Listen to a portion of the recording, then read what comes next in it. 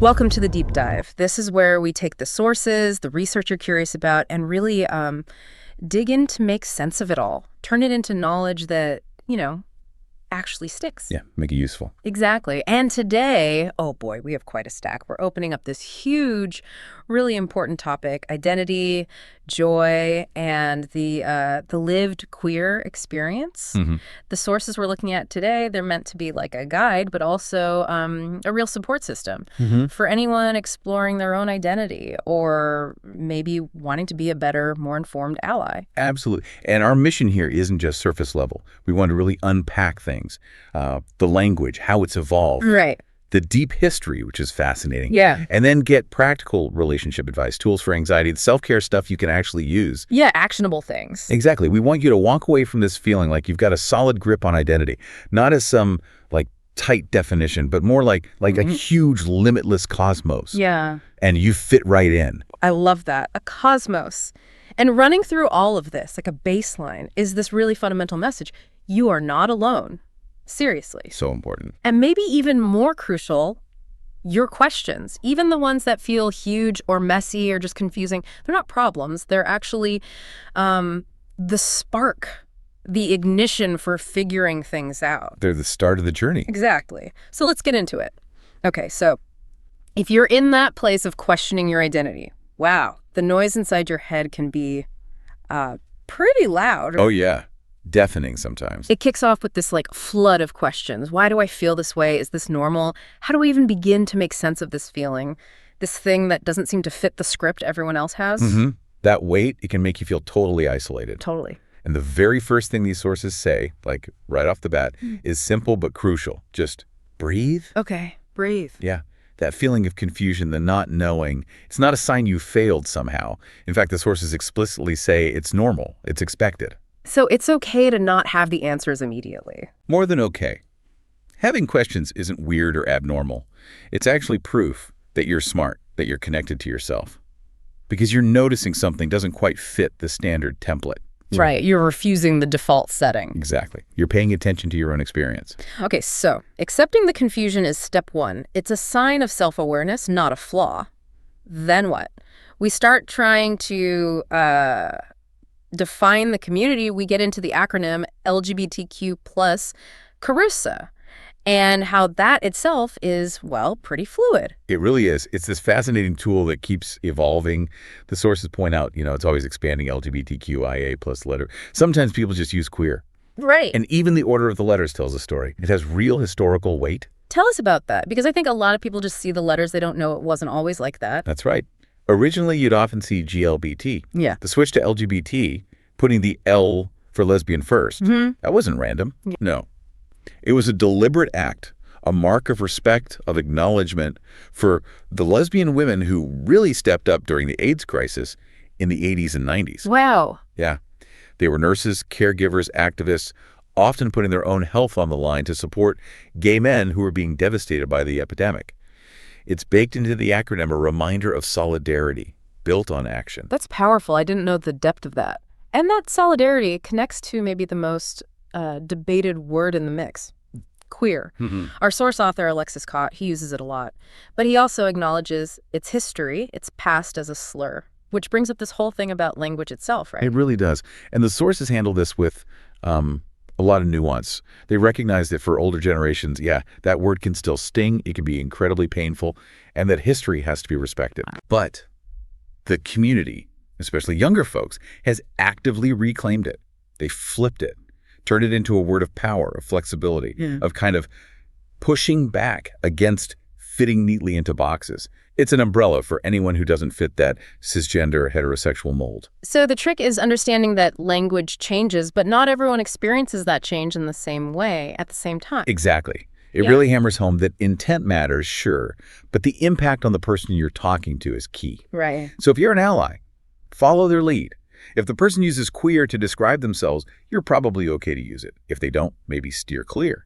It's about navigating that internal diversity respectfully. And this whole discussion about language changing, it kind of mirrors how we understand identity itself, doesn't it? The sources really push us to ditch the old rigid binary idea. Oh, completely. That old model, you're either straight or gay, you're either male or female, it's just so restrictive. And honestly, It hurts everyone. Everyone? How so? Well, think about it like computer code, right? Binary is just 1 or 0, black or white. But reality, as these sources really lay out, it's a spectrum. Like a gradient. Exactly. Or like a town mixing desk. You've got all these sliders, all these different levels of shades between the absolute poles. This model gives everyone the freedom to, color in their own life, to find their truth, however broadly or narrowly feels right for them. Okay. So we ditch the binary, embrace the spectrum, and then we circle back to that big early question, am I normal? The sources give us some pretty grounding statistics here. This isn't some tiny group or like a new fad. Not even close. The numbers really normalize it. Depending on the study, the LGBTQ+ community is roughly 1 in 10 people, maybe even closer to 1 in 7 in some places. 1 in 7, that's significant. It is. Put it this way, that's more common than being left-handed globally. Wow, okay. That really puts it in perspective. Right. It's a huge, diverse part of the population. Proof that this way of being is just a natural, consistent part of human experience. And that's the perfect bridge to the history part, isn't it? Connecting those modern stats to what the sources call the years of queers. Queer identity isn't new. It's always been here. Always. It's a fundamental part of the human story. It's just been, often ignored or actively erased. Erased how? Take the famous lovers of Modena.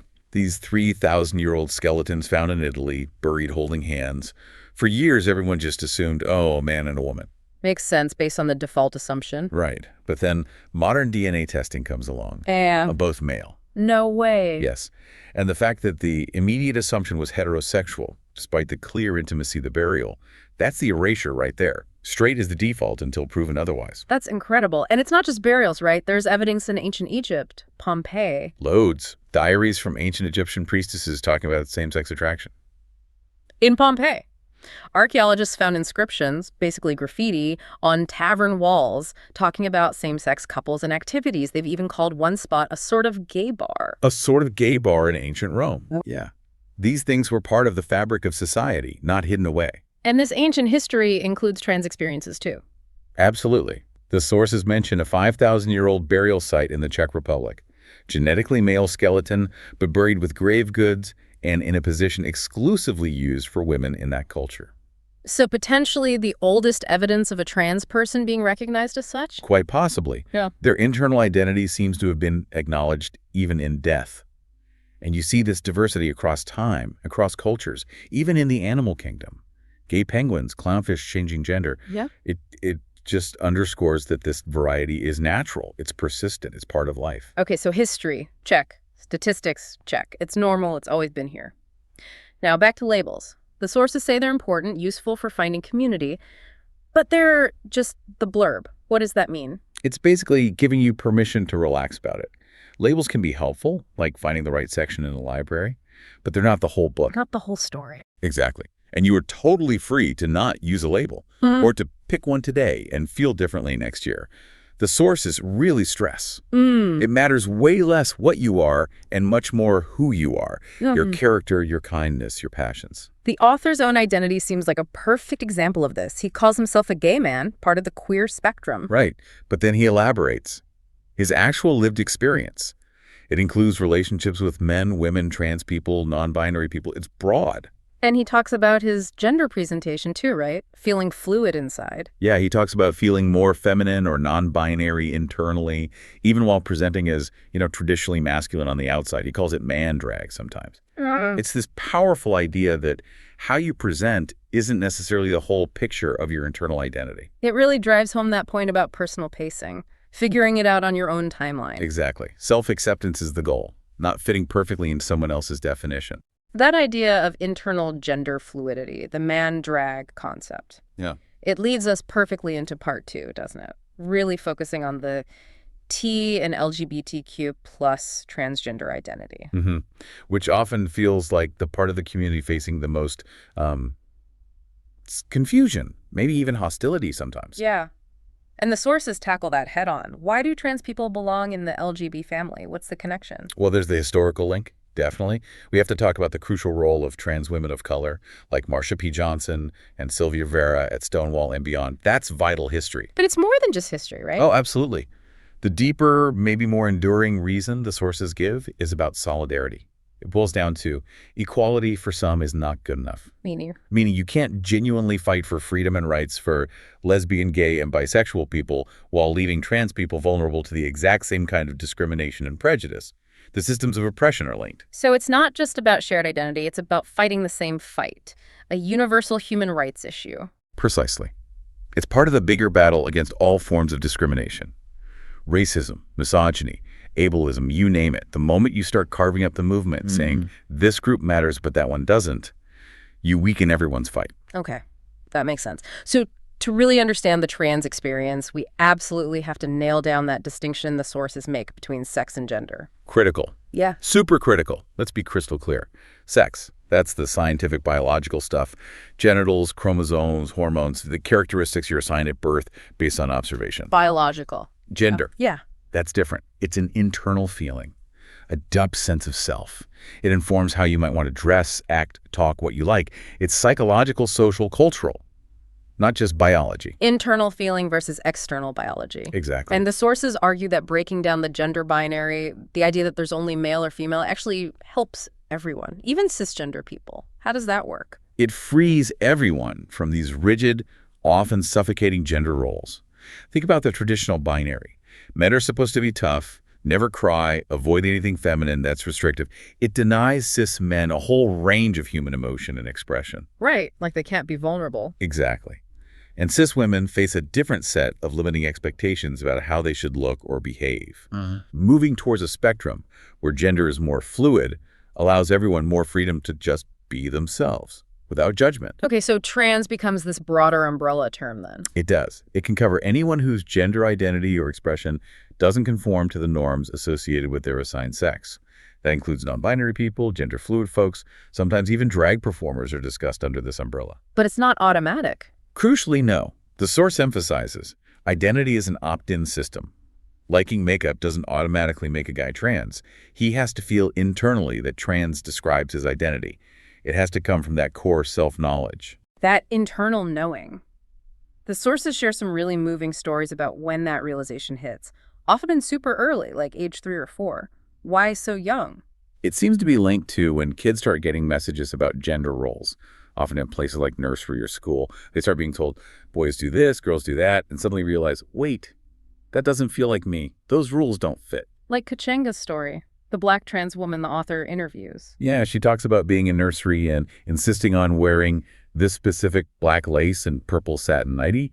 For her, it wasn't just playing dress up. It was this deep need to express the girlhood she felt inside. And Charlie Craggs, the activist, talks about the pain of puberty. Right. Realizing her body was changing in ways that felt completely wrong, alien, feeling actual pain and disgust, praying to wake up different. These aren't casual feelings. It makes it so clear that being trans isn't a choice or a phase.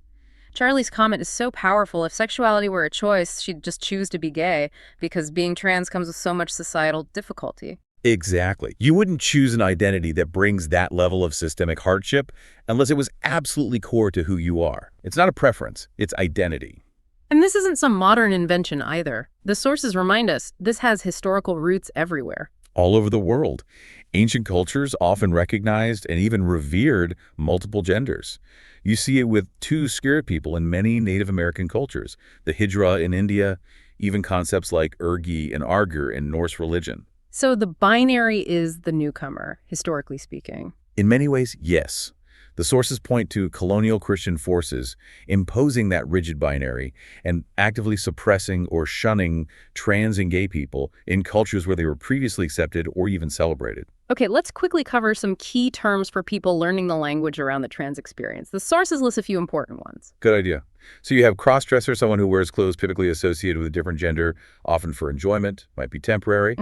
Then drag queen or drag king performers using exaggerated gender presentation, usually for entertainment. And the medical terms. They note the preferred language is important. Very.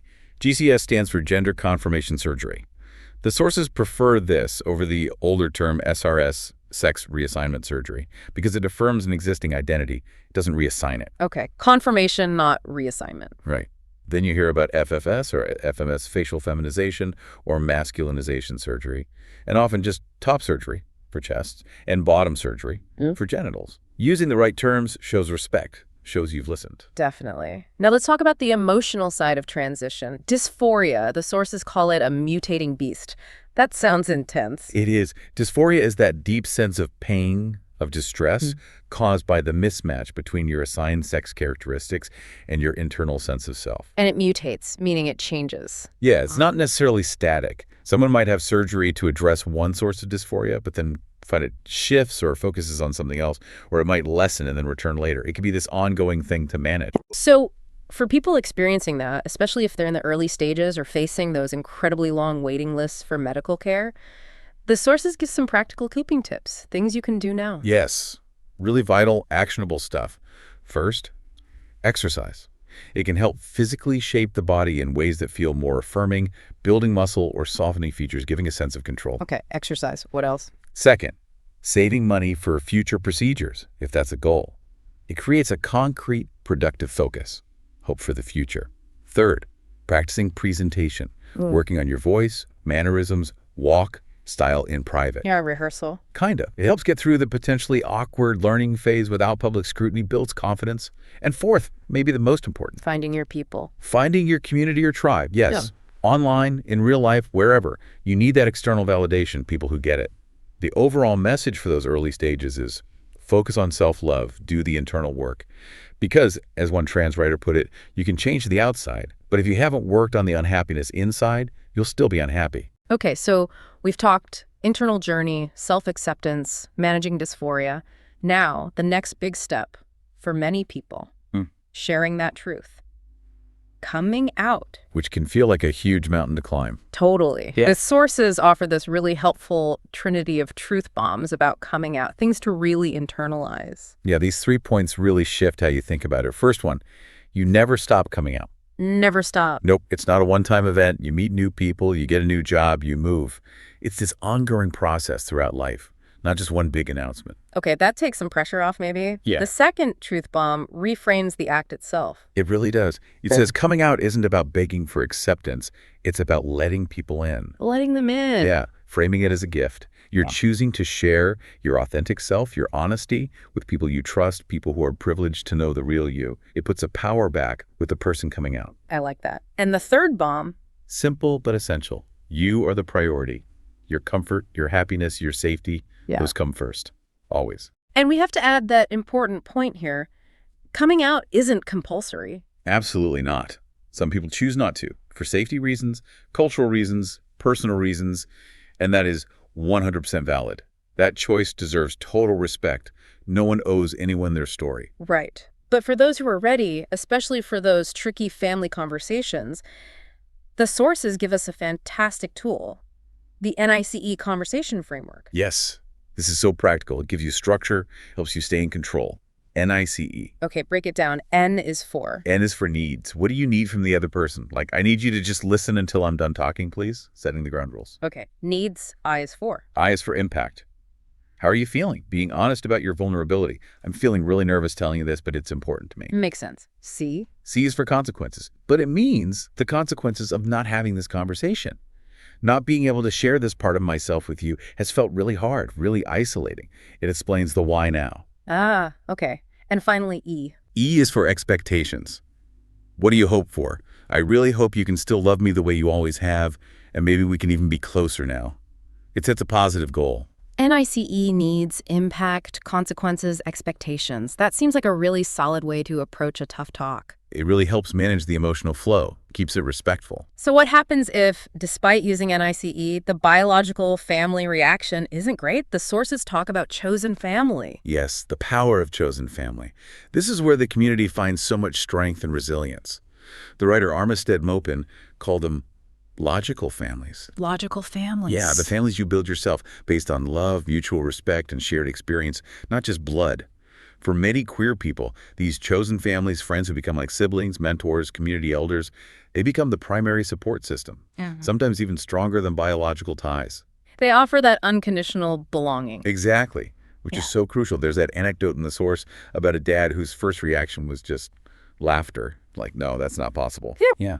But then eventually he came around, realized, okay, but it's still the same person I love. Sometimes it takes time. But sometimes it doesn't work out. Rejection happens. The sources have a plan for that too, right? A 5-step process. They do, because preparing for that possibility is important for self-protection. Step 1, understand your feelings. Acknowledge that it hurts because that person matters. Validate your own pain. Okay. Step 2. Prioritize yourself. Disengage from negativity. Mm-hmm. You don't have to keep explaining or arguing if it's hurting you. Step back. Protect your peace. Right. Step 3. Rebuild. Immediately connect with your support system, your chosen family, allies, friends. Remind yourself you are loved and accepted. Get that support network activated. 4. Love yourself. Double down on self-care. Whatever makes you feel good, grounded, worthy. Treat yourself gently.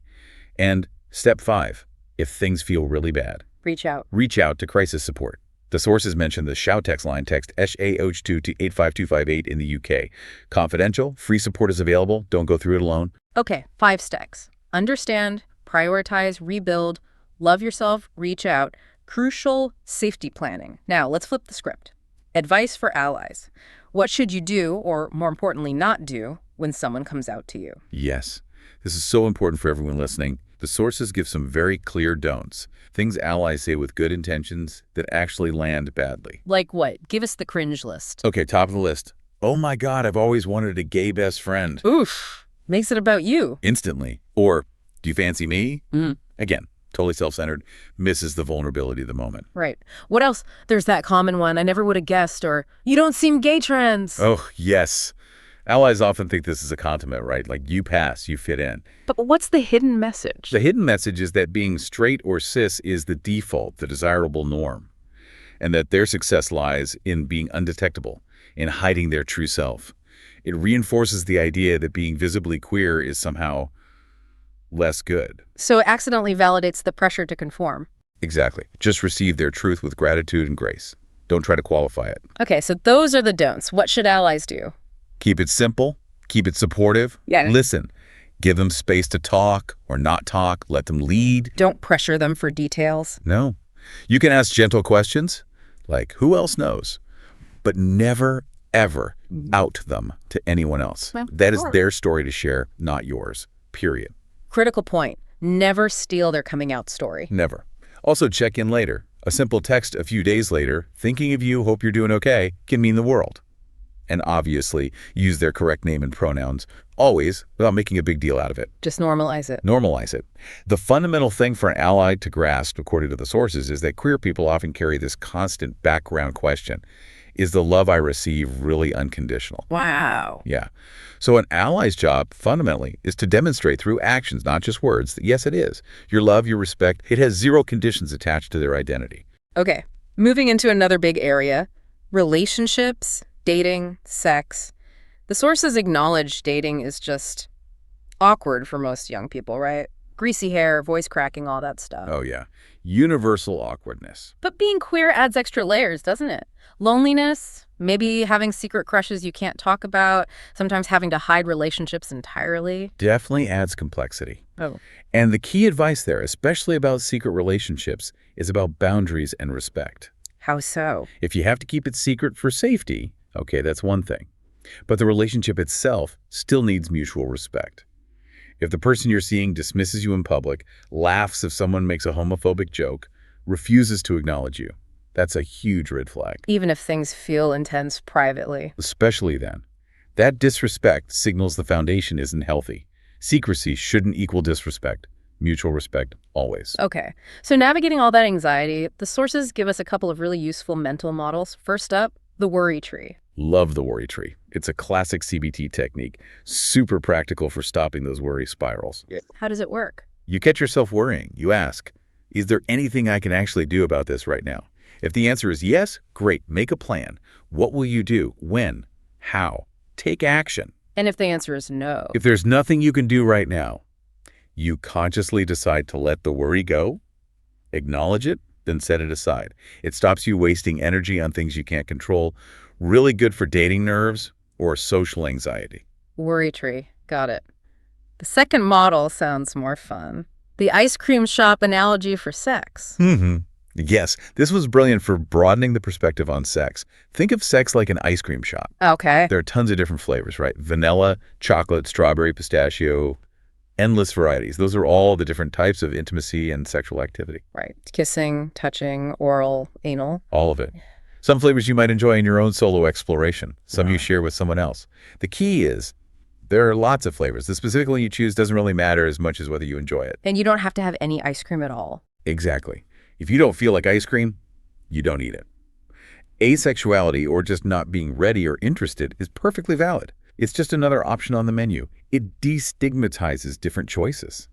That leads perfectly into debunking this whole cultural fixation on the big V, virginity. Ugh, yes.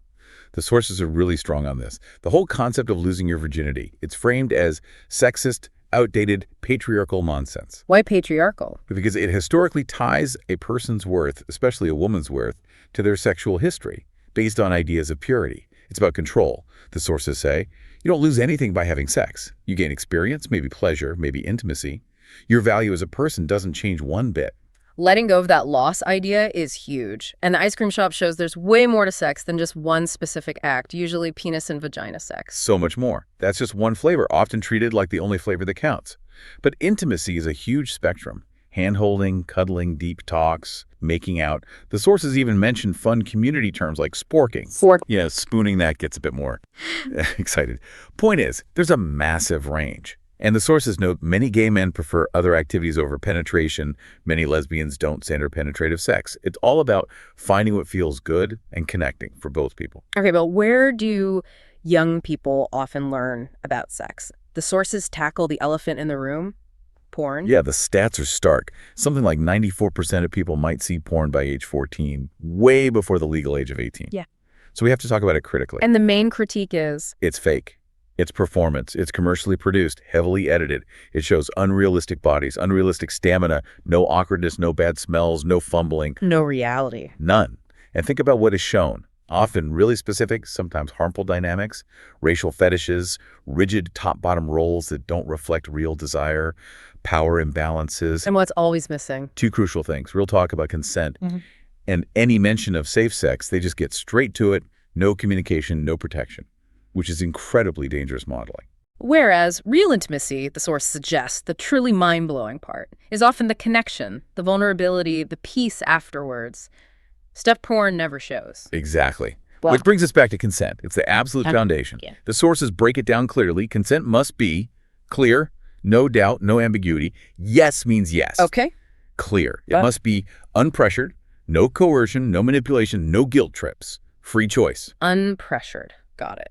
And it must be repeated. Getting consent for one thing doesn't mean consent for everything. Checking in as things progress. Yes once isn't yes forever. Clear, unpressured, repeated. And fundamentally, no means no. Full stop. It's a complete sentence. No one owes anyone access to their body, ever. yeah, there's a really serious legal and digital safety point here too, especially with secret relationships or online dating. The sources stress this. Hugely important. Let's be unambiguous. The legal age of consent in the UK is 16. Any sexual activity involving someone under 16 can have massive legal consequences. Like prison time. Yes.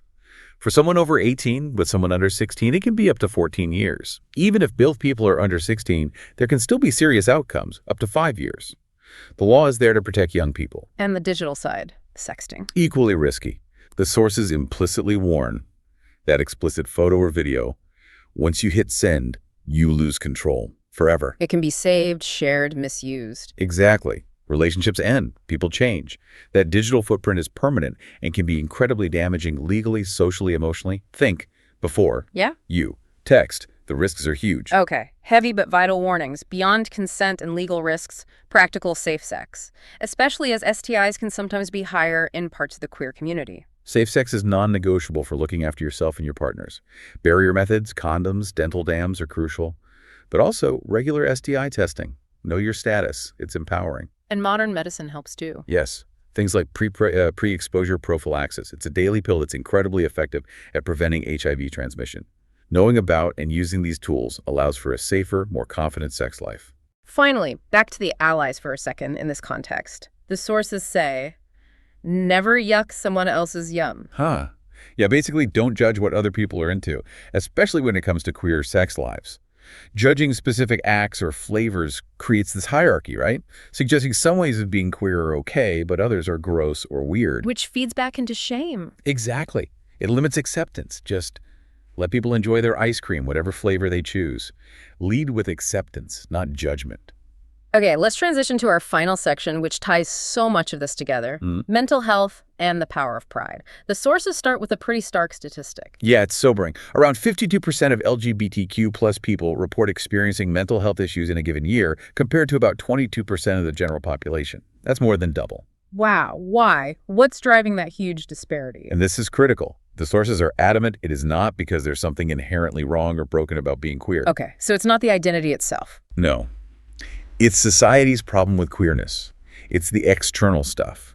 The stigma, the discrimination, the constant microaggressions, the fear of violence, the internalized shame. That's what creates the higher risk. The sources use that analogy about redheads, right? Exactly. Redheaded people might have higher anxiety rates, but it's not because of the hair color. It's because they might get bullied more. The problem is the bullying, the external pressure, not the internal trait. And there's a term for this. Minority stress. Minority stress theory, yeah. It's well researched. It explains how being part of any marginalized group exposes you to this chronic, unique stress that takes a toll on mental and physical health over time. It's the cost of navigating a world not built for you. And this stress leads to what the sources call gay shame, that inner critic. Yeah, that lingering voice inside, the inner homophobe that's soaked up all the negative messages from society over years. How does that shame show up? Lots of ways. Self-policing, constantly monitoring yourself so you don't seem too gay or too trans. And sometimes, sadly, as femphobia, gay people judging other gay people for being flamboyant or effeminate. Why does that happen? It often comes from fear. Fear that someone else's visible queerness will attract negative attention to the whole group or make them personally unsafe. It's internalized depression turned outwards. So the antidote to shame is? Pride. Wow. Radical pride. Living authentically. Embracing all parts of yourself, even the messy bits. The sources frame self-love and self-care not just as nice things to do, but as revolutionary acts.